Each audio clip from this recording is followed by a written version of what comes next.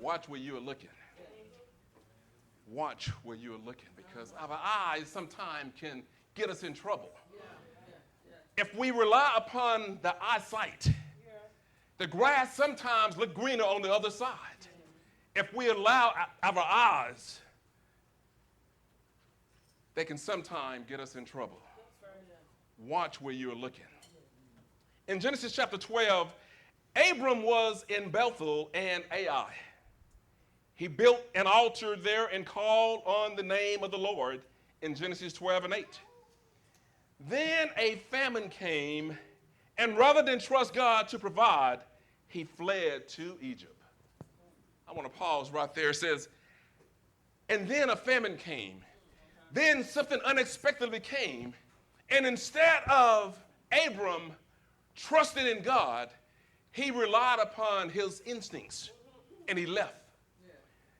See, when situations come up in life, we sometimes turn to everyone else only to find out that they're going through the same situations that we're going through. Instead of turning to God and ask God for instruction and direction, we do the process of elimination. And then when everything else fails, then we call on God. See, it was there that he and his wife, Sarah, they lied to Pharaoh instead of telling the truth. Abram told Pharaoh that Sarah was his sister instead of his wife. God was with them and blessed them and gave them much wealth through Pharaoh. See, Abram told his wife, now that we're in Egypt, I want you to, because you are so beautiful and fine, and we're going to tell Pharaoh that you are my sister instead of my wife. So in other words, he lied. They schemed together and lied. So for Abram, everything was smooth sailing.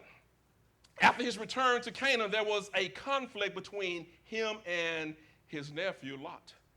Just like Abram, there are times in life when conflicts and trouble arise. How we deal with conflicts and trouble reveals who we are. Because what you are when the pressure is on is who you really are. All right, somebody say amen. I struck a nerve. Verse 1 and 2 says, then Abram went up from Egypt, he and his wife Sarah and all that he had, and Lot with him to the south. Abram was very rich in livestock, in silver, and in gold. In other words, this man was loaded. He was wealthy. Abram was the Bill Gates and the Paul Allen, the founders of Microsoft today. Abram had Warren Buffett money. He was loaded. God never sent Abram to Egypt. His riches were greatly increased by the gifts and presents he received from the king of Egypt during his stay. It is not the riches that are sin, it is the love of riches. And I said earlier, Abram should have never gone to Egypt. In chapter 12, verse 1, God told him to get out of your country, from your family, from your father's house to a land that God will show him. In other words, God says to Abram, leave mama and daddy, leave that land that you're in, go to a land that I'm going to show you, and when you go, take your wife. But let me give you a little history. Abram's brother had passed. He died. And so his son, Lot was Abram's nephew. So Abram and Sarah at this time, he was 75 years old. They had no sons, no daughters, no kids. So like any ordinary uncle, he says, you know what? I'm going to leave, but I'm going to take care of my nephew. I'm going to hook him up. You come and go with me, Lot. But did God tell Abram to take Lot with him? He did not. So we're going to see what happens when we do things contrary to God and we do it our way. He should have never taken his nephew Lot with him. See, extra wealth brought trouble and division in the family. Abram was very what?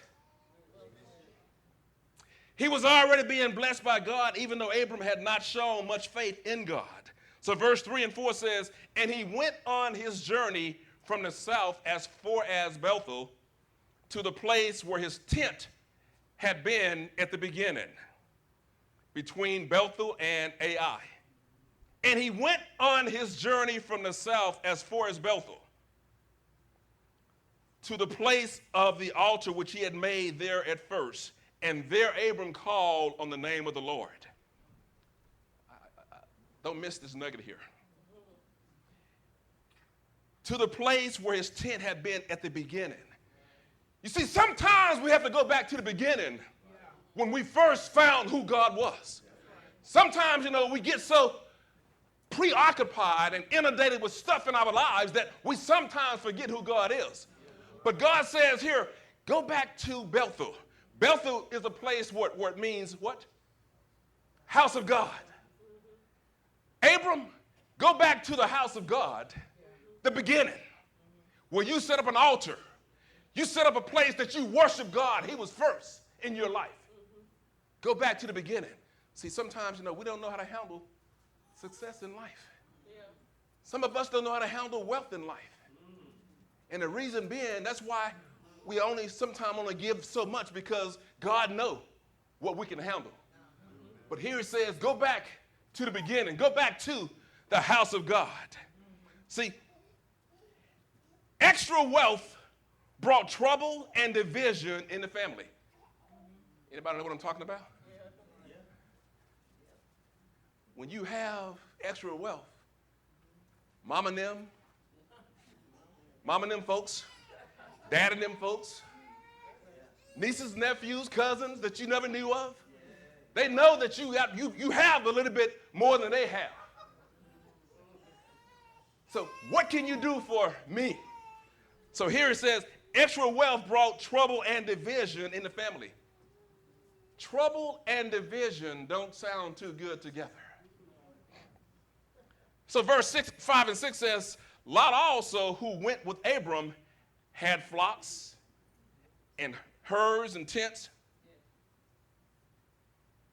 I want to go back because I don't want y'all to miss out on this here.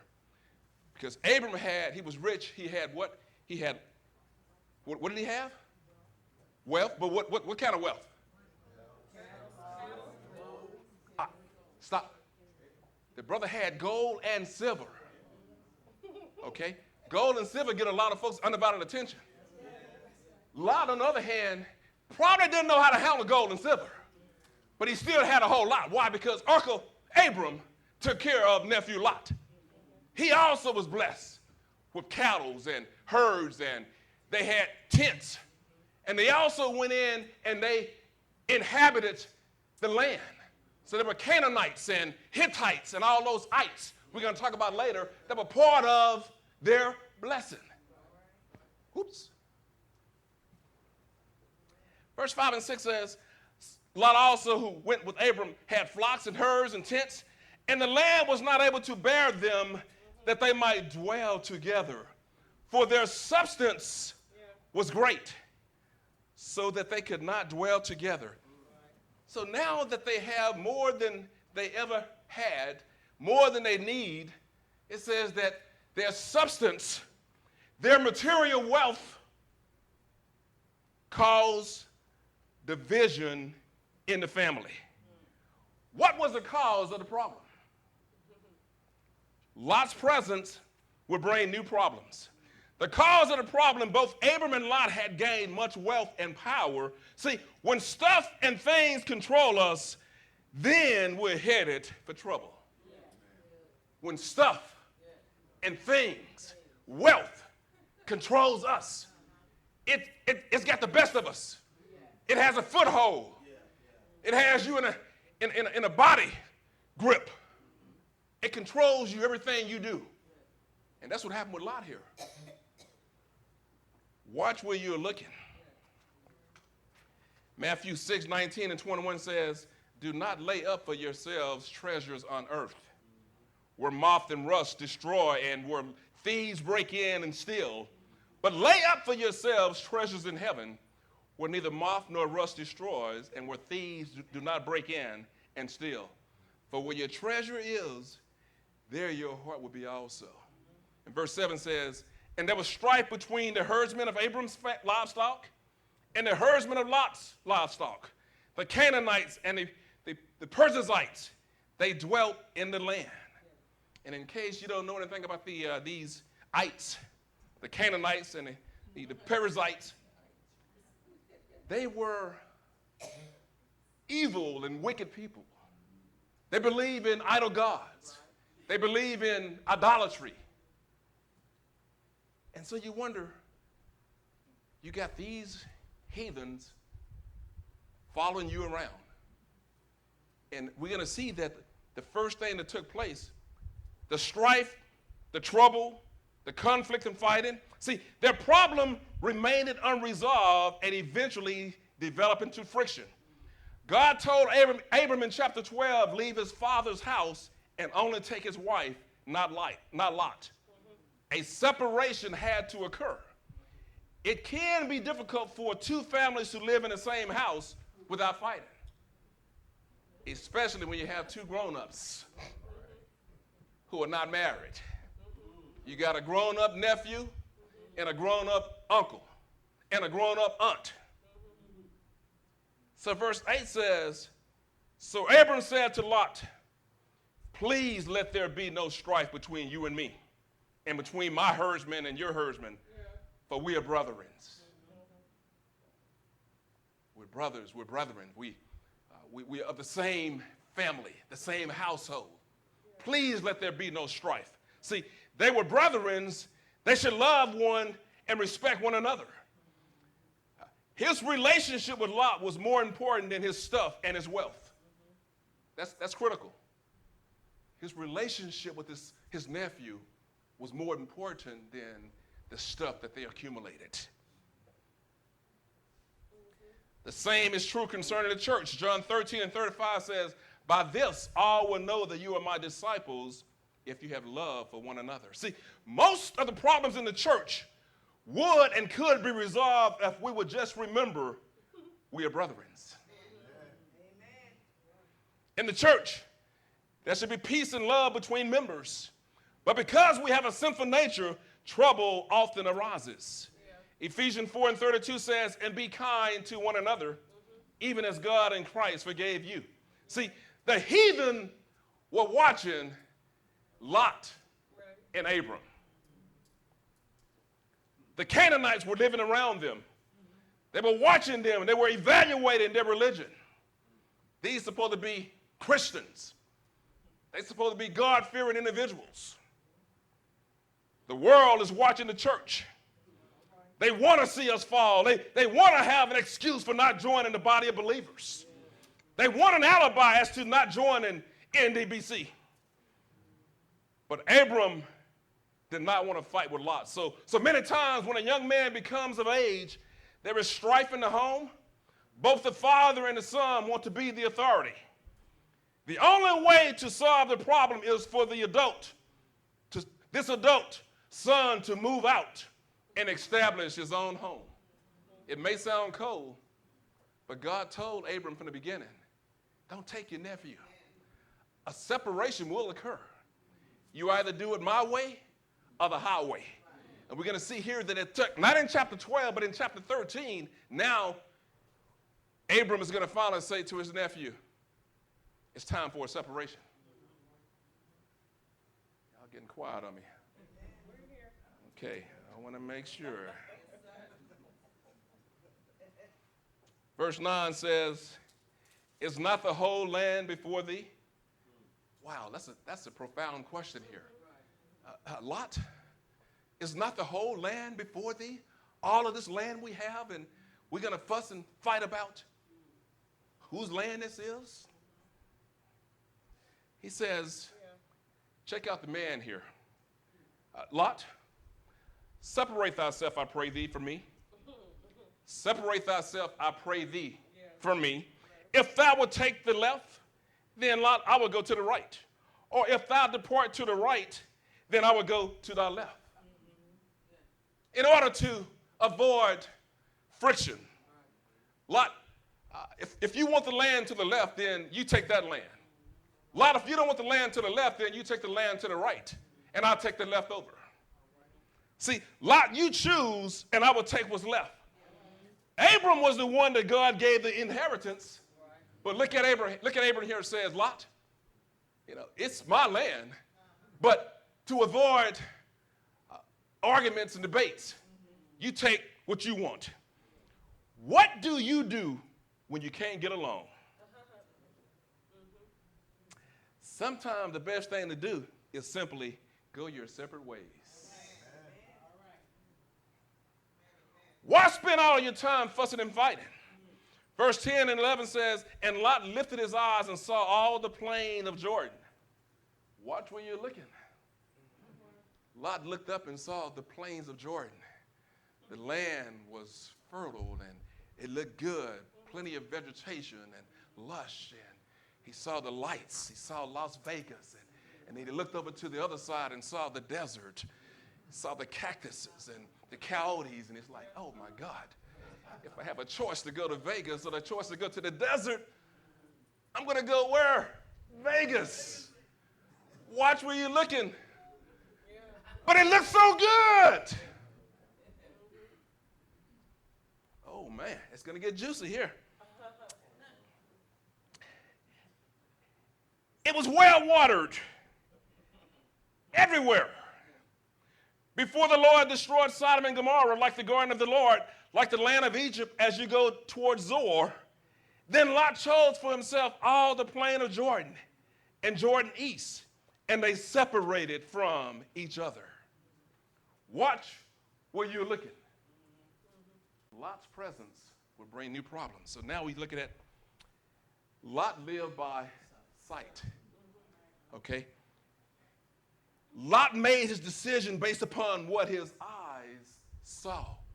Las Vegas, the lights, the crowds, all of the activity, the entertainment. He did not consult with the Lord. He just looked until he saw what pleased him. He gratified the flesh. Lot can choose any part of the promised land. It's like winning the coin toss at the Super Bowl. The choice was his. He did just what Eve did in the Garden of Eden in Genesis 3:1-6. He allowed his flesh to live for him. Eve saw the pretty red dress that Sister Bernice had on, the pretty red fruit. It looked good. It looked juicy. It was entertaining. It looked good to the eye. And the devil says, and then all of a sudden, Eve got into a dialogue, heavy discussion with the devil. And anytime you dance with the devil, you will lose. You may start out slow dancing, but you're going to eventually lose. And so here, Lot saw how good that land looked. And instead of Lot saying, God, what is your desire for me? But he says, oh man, I got to go down to the Jordan instead of going to the desert. And so look at here. He allowed his flesh to live for him. Note, it is a dangerous thing to live and fulfill the appetites and lusts of the flesh. Lot lived for self. He lived to please one person, himself. He did not forget that the land belonged to his uncle Abram. Lot is a perfect example of many of us today. Everything is about me, my and I, my rights, my wants, my needs, my life, my ways. But verse 12 and 13 says, Abram dwelt in the land of Canaan, and Lot dwelt in the cities of the plain and pitched his tent, even as far as Sodom. But the men of Sodom were exceedingly wicked and sinful against the Lord. See, that's right there is an eye-opener. See, I was actually in Las Vegas back in October, early October. I went from the airport to the car lot to get my vehicle, went to Fairfield Hotel, checked my bags in, and went to dinner. came back to my room and got on the phone with Sister James. There's nothing in Vegas that I wanted to see. All I wanted was a good meal and a nice, cool place to sleep at. Because I know that there are a lot of things in Vegas that I don't need to be associated with. And how would you like Minister James being flashed across the screen on Facebook down there shaking his booty? It's not going to happen. It's not going to happen.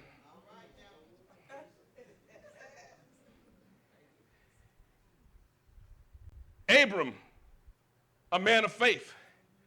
Lot lived in Sodom, not a good place to be. He chose himself over others. He chose his occupation over others. He chose the immediate over the future. You can't compromise with evil and come away clean. You can't sleep in the sewer without getting dirty.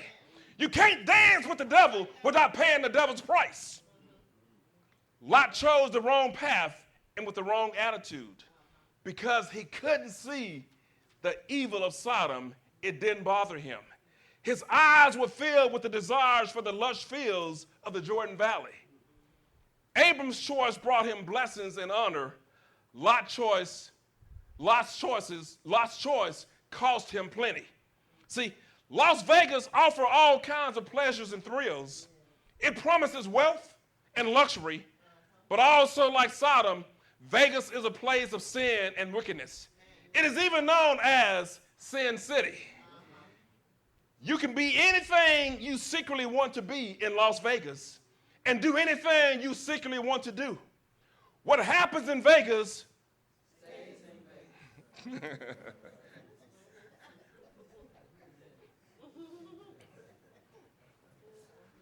But I want to bow down your alley. The Lord's eyes. The Lord's eyes. I was telling my wife, when we played football in college, they had a big ladder, and this guy would climb up this ladder, and at the very top, there was a video, and they would film the practice. They would film the games. And at the end of the game, when you said, man, I had a really great game, but you go into the film room the next day with your coach, and the coach said, well, we were in a cover 2, but you was in cover 3. No, I wasn't. The film says,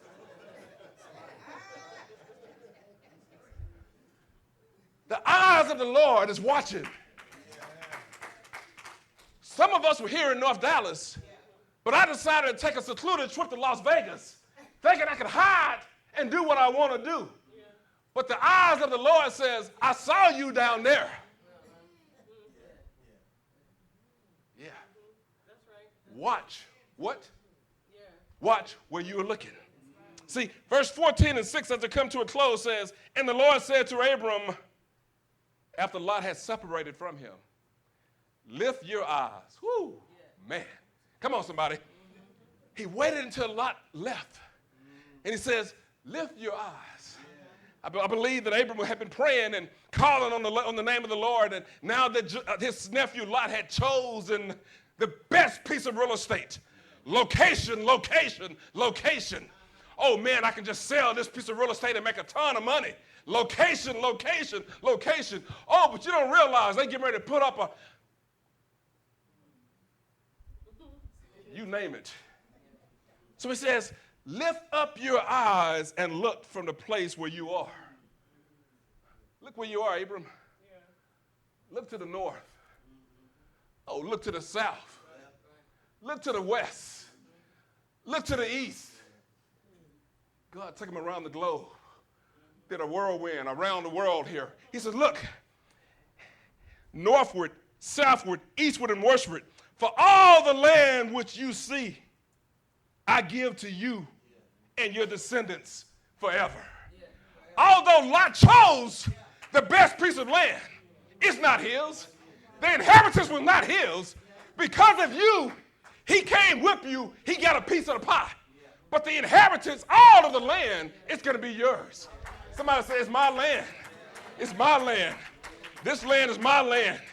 And I will make your descendants as the dust of the earth. Oh, come on, somebody. Look down at the dust of the earth, and your descendant, your son, your grandson, your granddaughter, your uncle, your aunt, all of this land is going to be your land. Can you number the land? Can you number the dust on the ground? Oh, I can't even fathom how big a piece of land he was going to get.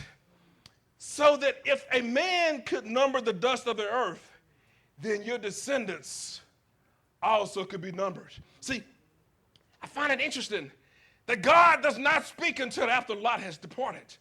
Why is that important? I'm glad you asked. Because the Lord has nothing to say to a compromising believer.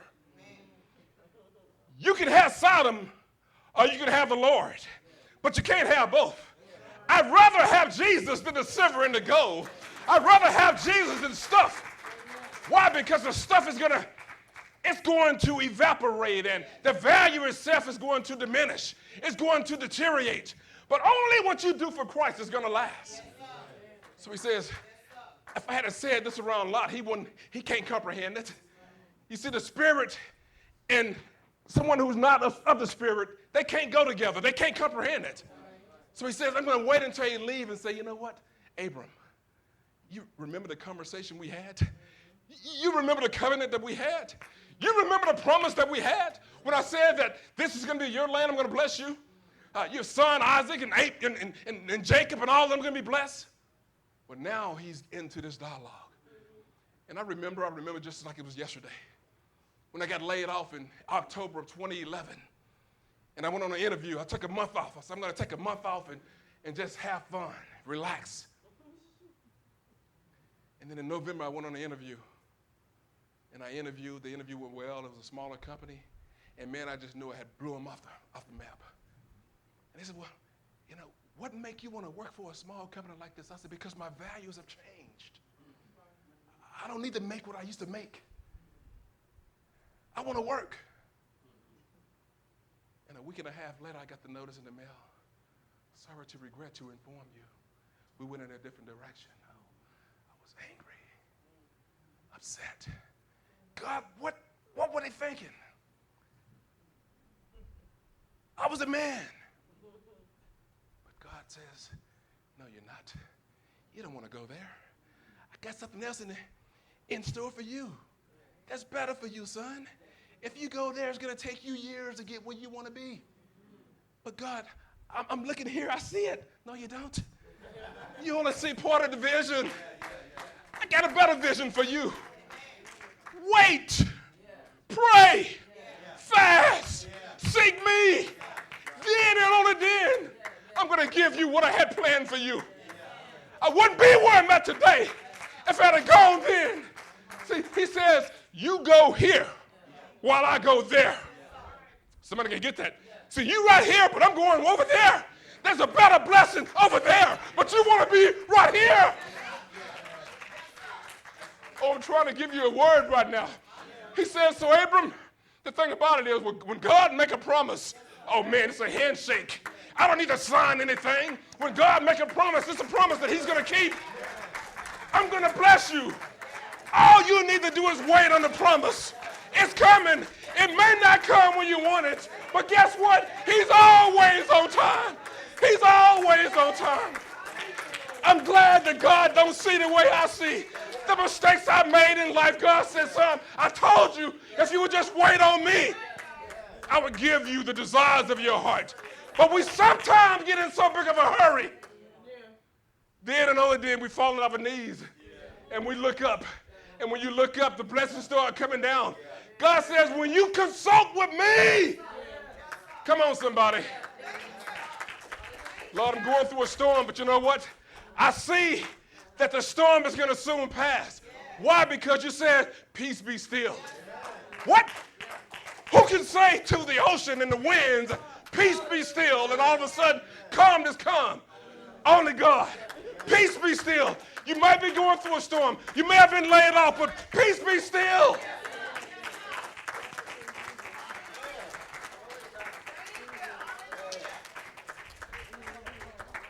Hold on, Pastor. Hold on. I got to say this here. Lift up your eyes. Whose land is it? The land belongs to God, but God made a covenant with Abram.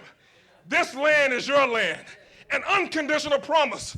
This is called grace. Lot went after the glitter. Don't look at where you are, but look where you are. Don't look at where you are, but look where you are. But look from where you are. The one who gives will receive, and the one who takes even what he has will be taken from him. 2 Chronicles 16 and 9 says that the eyes of the Lord search to and fro throughout the earth, that he may strongly support those whose heart is completely his. That he may strongly support those whose eyes are stayed on him.